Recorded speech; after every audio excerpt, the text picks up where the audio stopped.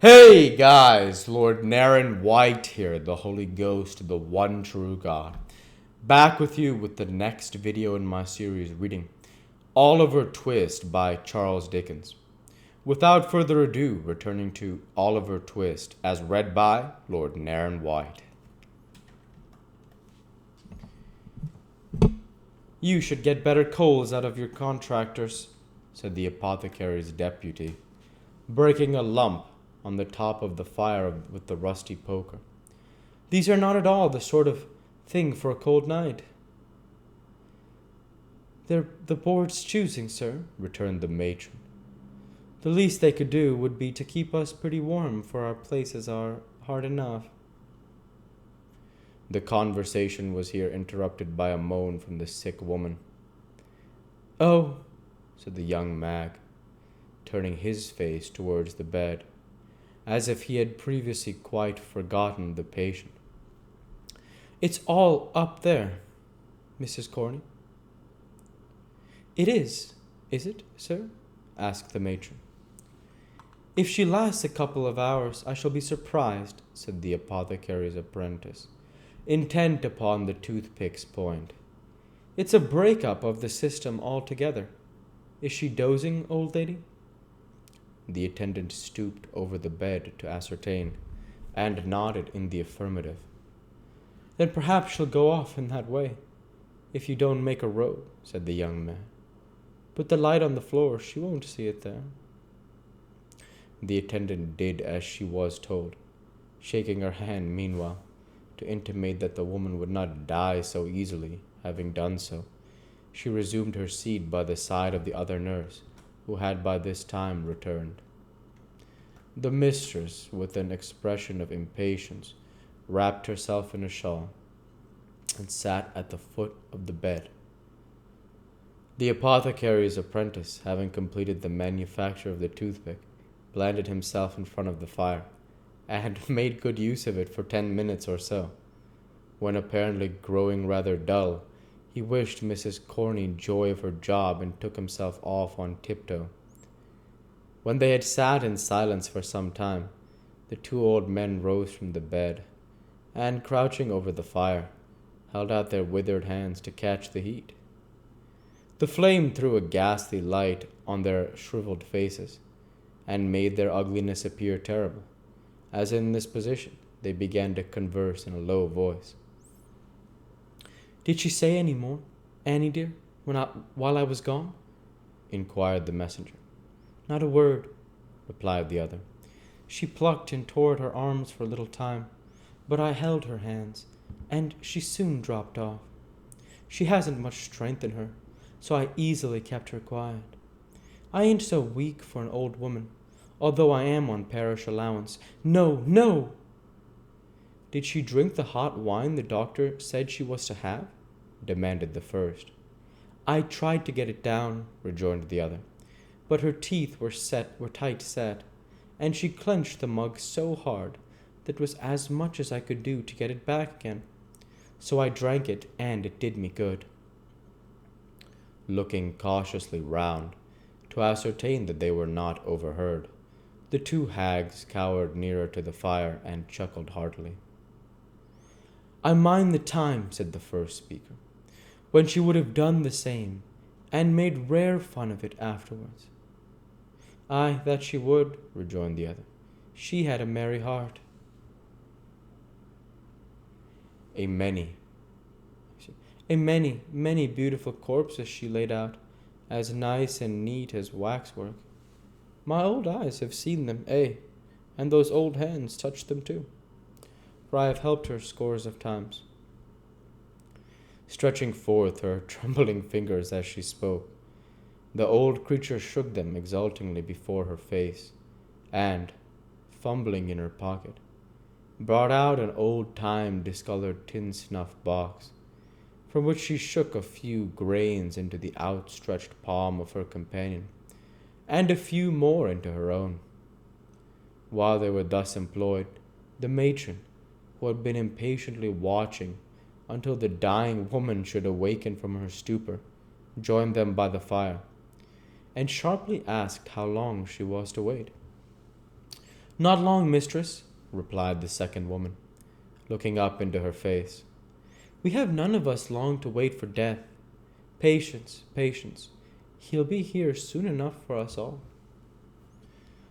Hold your tongue, you doting idiot, said the matron sternly. You, Martha, tell me, has she been in this way before? Often, answered the first woman. But will never be again, added the second one.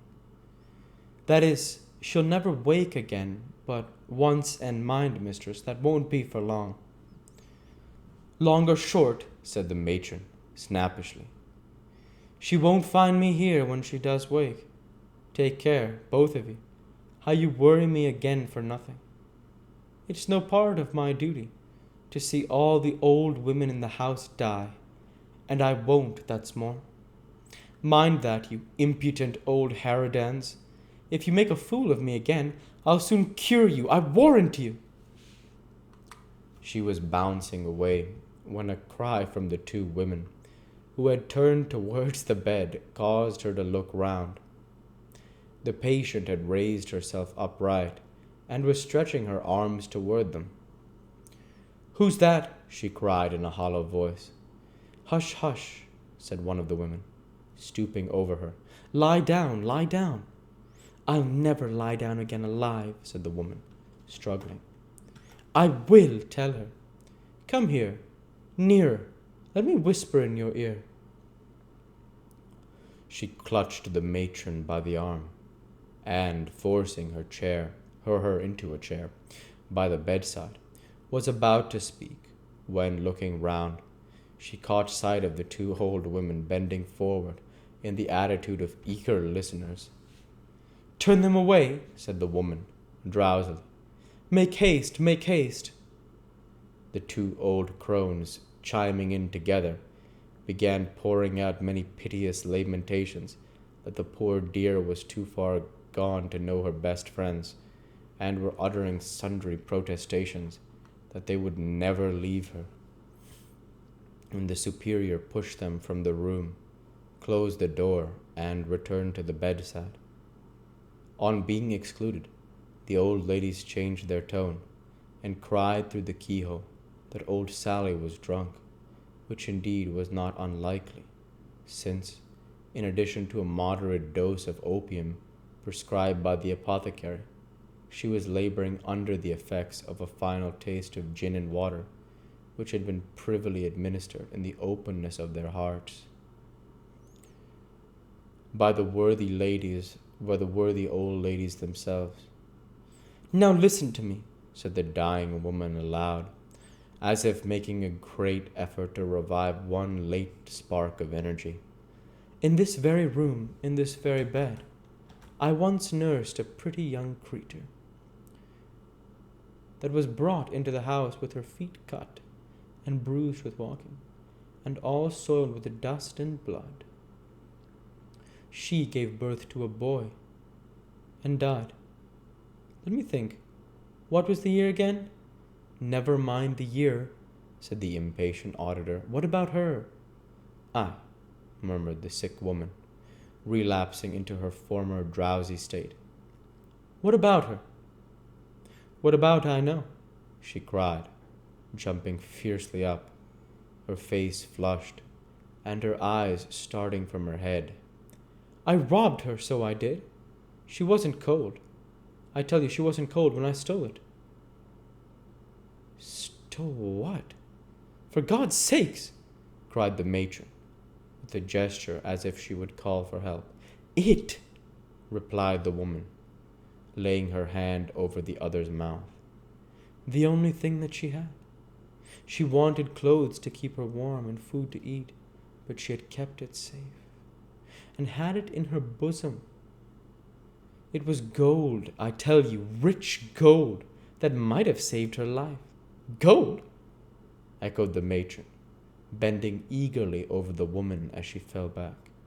Go on, yes, what of it? Who was the mother? When was it? She charged me to keep it safe, replied the woman with a groan, and trusted me as the only woman about her. I stole it in my heart. When she first showed it me, hanging round her neck, and the child's death, perhaps is on me besides. They would have treated him better if they had known it all. And we'll go ahead and stop there for this week. As usual, I want to say thank you for watching, and I hope you enjoyed.